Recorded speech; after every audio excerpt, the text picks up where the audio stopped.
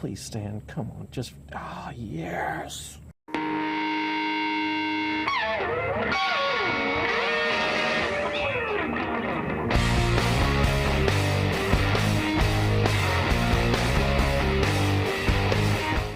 Okay, people, welcome. Okay, people, welcome back to another Fwoosh review. Tonight, I'm taking a look at the Medicom MAFEX Star Wars Death Trooper and Shoretrooper. Now, I usually don't like to double up on imports because of the sheer amount of accessories they have, but tonight, I'm gonna double up. They're both troopers. They both came in at about the same time. And on top of that, Force Friday is just around the corner, just a couple of days from now. And I feel like if I don't do one of these, it's gonna get buried. It's gonna be lost. And to tell the truth, I'm excited about both of these. Before actually deciding to do both at the same time, I was holding both going, which one do I want to get first? I want both of them. So here I am. Now this could help me condense the review down to the bare essentials, or this could be a 30-minute video. Who knows?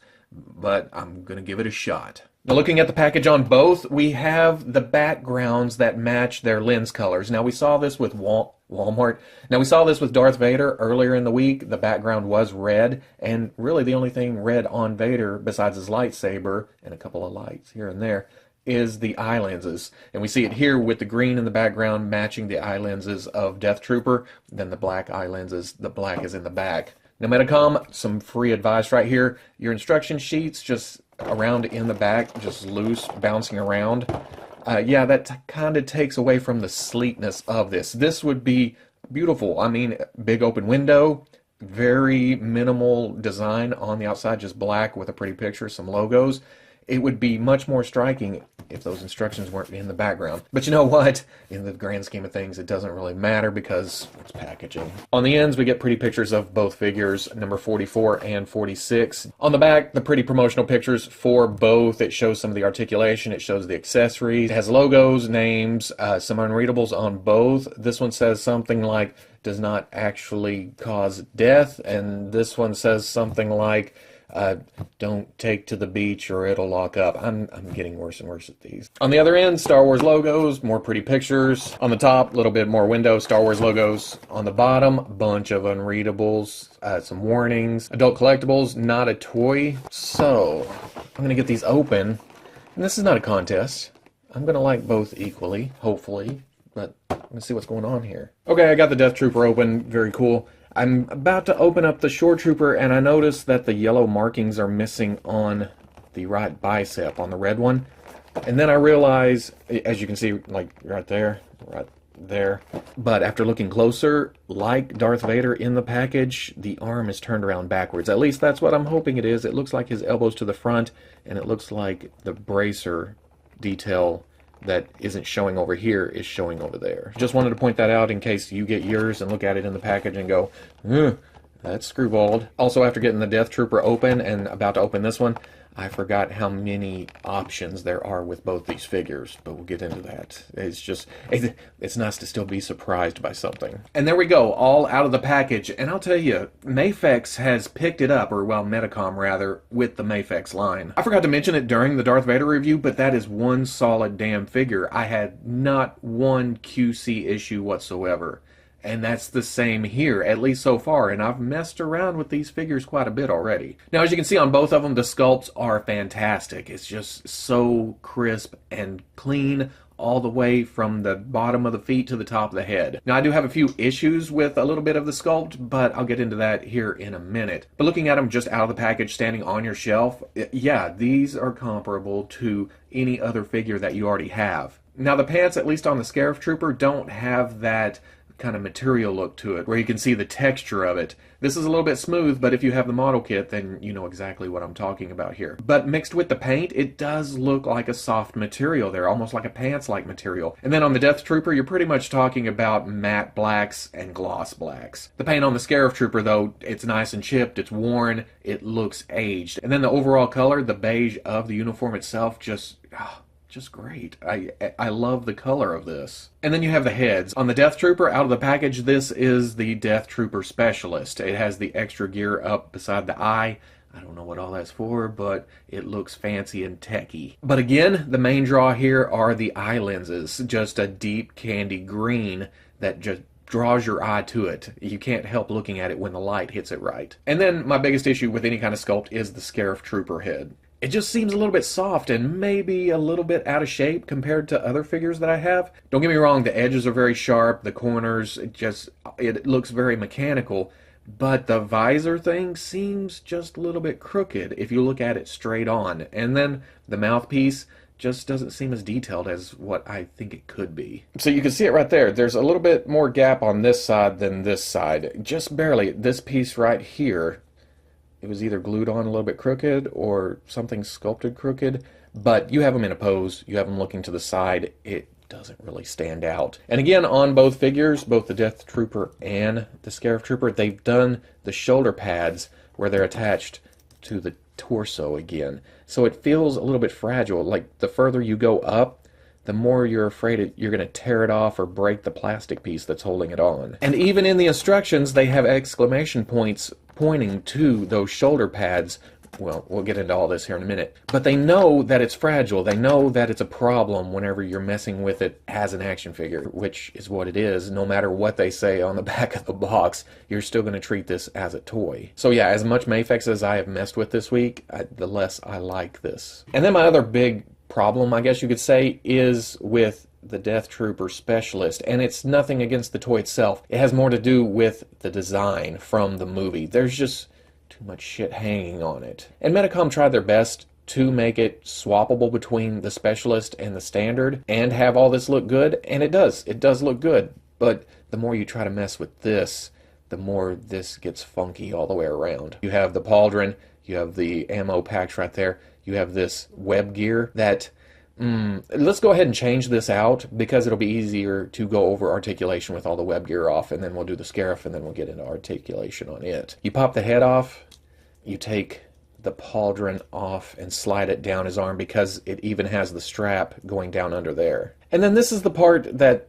I don't like a whole lot. There's pegs here and kind of hooks here and here, but they don't attach. They just kind of hold in there. With the pauldron on, it kind of keeps it in place, but now that I've pulled it off once, I've already done it before this, it seems like these pegs won't go into the holes on the side. It just kind of it holds by pressing against it, not popping in with the pegs. Not a huge deal because the more I think about it, the more I want this as just a standard Death Trooper, because we'll get around to it, but the model kit, I kind of dig it better. And then it comes with an alternate head without the tech gear on the side of the head.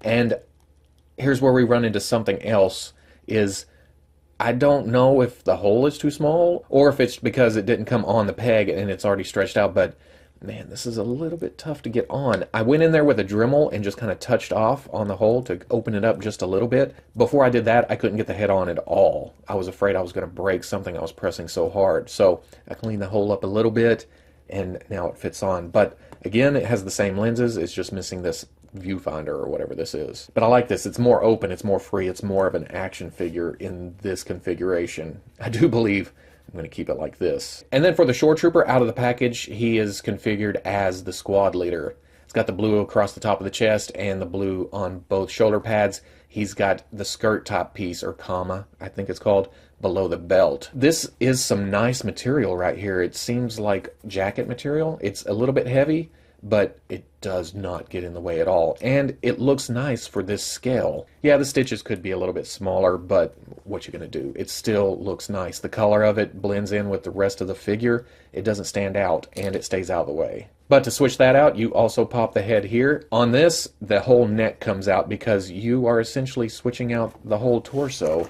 It comes with a whole separate torso piece, which kind of threw me. It's kind of nice for it to not just be a snap-off, snap-on piece. You pull the arms out, which, like I talked about, the shoulder pads get in the way, so it's kind of tough to work around those. Then you pop the torso off at the mid-torso, and you pop the lower torso out too.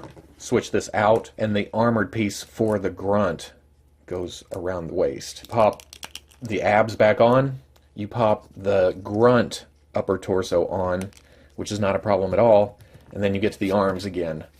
On mine, same as the Death Trooper neck, the hole seemed really small for these, and it was hard to pop the arms on. And again, you're fighting the shoulder pads. It's just kind of a nightmare to switch out. You're afraid you're going to break something. Same with this, arm in, shoulder pad down, and then pop the neck into the top. Now I will fully admit I couldn't get the neck into the hole here, and I got overzealous and kind of made the hole bigger. So I'm going to have to go in with some super glue or some floor polish or something to thicken up the hole so the head will pop in. But if I'm not grabbing it, not moving it around, it does stay, it holds, and it looks good in the grunt configuration too. Another thing I've noticed in both configurations, if you're OCD about the lines being straight in the armor, this is going to drive you nuts, because if you pose him and move him around, it's going to get offset and it's going to look crooked. See how this goes sideways and up? So you got to go, you got to straighten it up, you got to come back around, hold it, put the top back in line, and get as close as possible. So yeah, it may have a problem there. But when it comes to MAFEX, yeah, I messed up the neck on the grunt, but I think in the long run I'm going to keep it as the squad leader because I dig this right here. Okay, going over articulation on the Death Trooper, there's a ball going up into the head, there's a ball going down into the body, both ends of the neck essentially. You can get forward all the way down. You can get up pretty well for an armored character.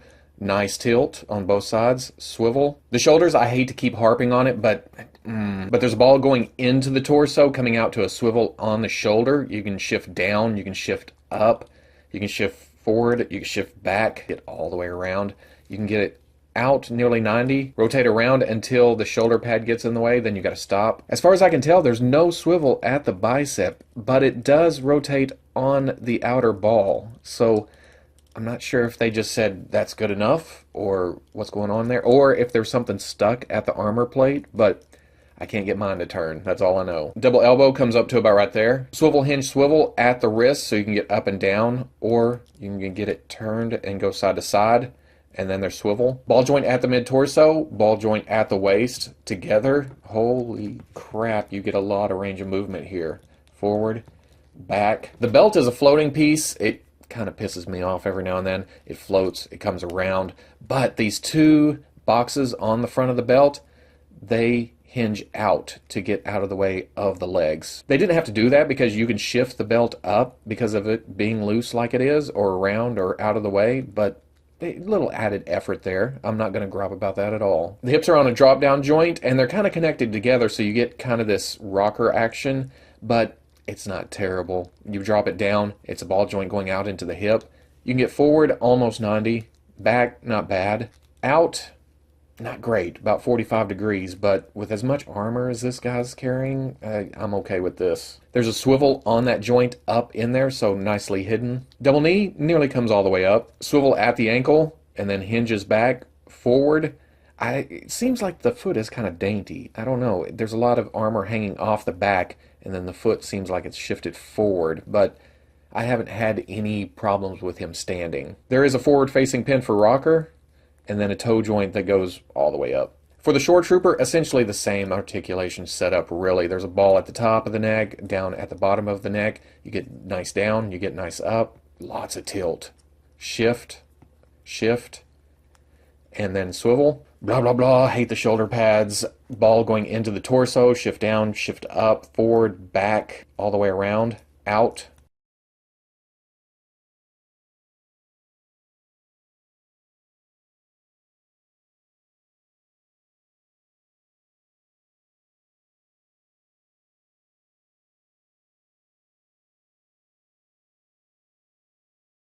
The double elbow, it seems like the top wants to jam against the bicep itself. So if you take that and kind of push it in and then bend it at the elbow, you get more range of movement than what it seems about right there. Same wrist setup, side to side. Lots of movement in the torso all the way around. Again, both configurations, there's a floating belt. It can shift up, it comes around. I like to keep it locked down around the waist. Drop down hip, comes forward, goes back, goes out. About the same range of movement, really. Swivel, double knee, ankle back, ankle forward, rocker ankle, and then toe joint goes up about right there. For accessories, the Death Trooper comes with several sets of hands. He comes with 2 fists. He comes with 2 open hands. He comes with 2 pointing fingers, and then he comes with 2 trigger finger hands. Now, just like Vader, the pins do not have a head on them, so it's just friction on there. And it's not bad because most of these hands are tight as hell trying to get them on there. Again, it's very thin.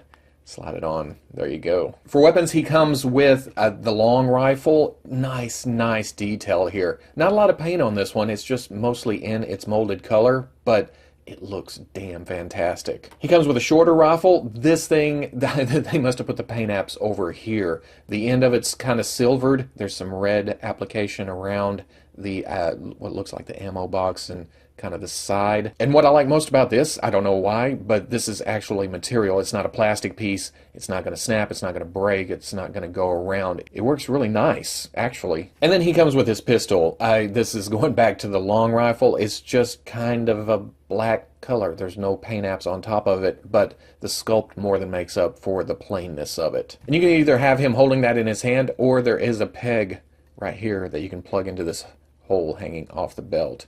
And I think out of all the Death Trooper options that we have, I like this the best. It's simple, it plugs in, it hangs, there's no loop sticking out.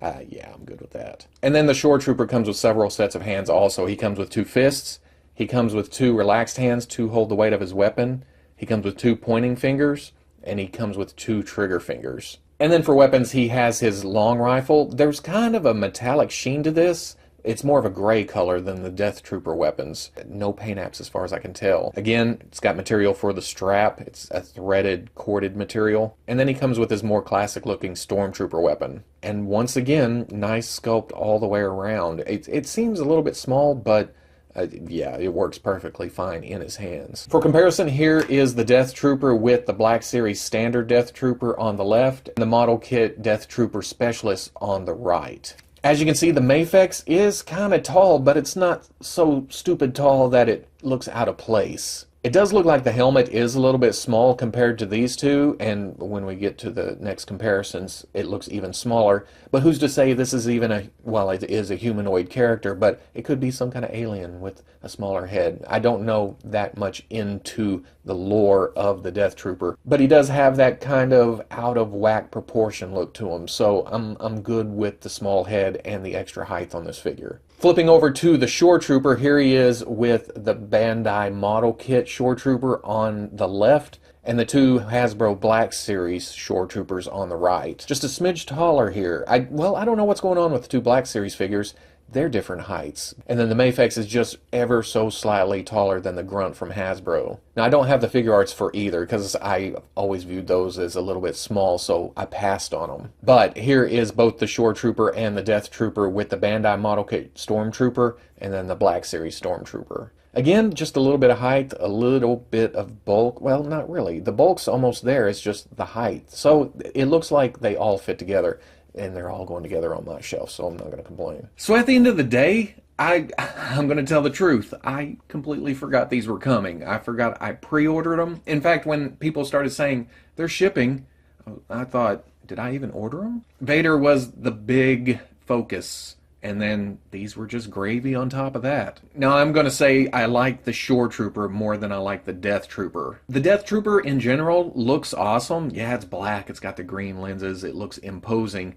But it's just not as fun as the Shoretrooper. And I mean that in general. It just, the Death Trooper's just there. He's just going to walk in, blasting, do his thing. The Shoretrooper, and I don't know why I think this, is more of the cowboy. He runs in, guns blazing, throwing out commands. He's in the fray. He's ducked down behind boxes. He's running around. So maybe it's just me liking the concept of it more than the Death Trooper. But the Death Trooper not having bicep swivels, or at least the ones on mine not working, if it does have bicep swivels, that hurts posing a lot, especially with the two-handed weapons. He just can't get in a lot of poses there. He can't cross over his chest. Whereas the Shoretrooper, no problem whatsoever. He's grabbing the weapons any way you want him to. Like I said, I'll probably leave this Death Trooper as a standard, leave this Scarif Stormtrooper as the squad leader, and I'm happy there. I dig the comma. I like the cloth down low. It doesn't get in the way, and it looks great. Now, they didn't go with the third option here because it would actually be a new arm, because there's blue on the arm there.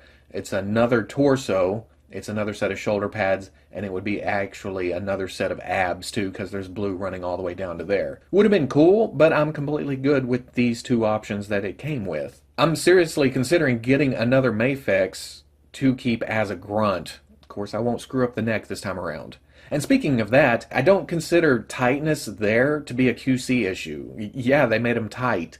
I can't gripe about tight. It's way, way, way better than being loose as hell. And on that front, again, no problem between the two of these at all. And going back to Vader, no problem there. Whatever Medicom's doing right now, they're stepping up their game. Now, in situations like these where they're just troopers, they are not actually replacing figures on the shelf. They're just adding to the army there. So there's no Robo, you're an idiot for replacing it with this. The other one's much better. Perfectly fine. Again, options. Everybody has their own tastes. Everybody has their own preferences. And adding another set of figures to the pool there, it's not a bad thing at all. You may like the Bandai model kits, that's perfectly fine. You may like the Black Series figures, that's perfectly fine. The figure arts, that's great. MAFEX coming out with another great set of figures doesn't hurt a thing. But if I have to make a choice, which I feel like I need to, I would go with the Bandai model kit for the Death Trooper. And then I gotta give it to MAFEX for the Shoretrooper. The weathering, the dirtiness, the articulation, even though they claim it's not an action figure, this is a damn fine toy. Hell, it's a damn fine set of toys. Nothing against the Death Trooper. I just like the look of the model kit slightly more. But this is still going on the shelf. So if you like the review, comment, like, subscribe. I'll catch you on the Fwoosh.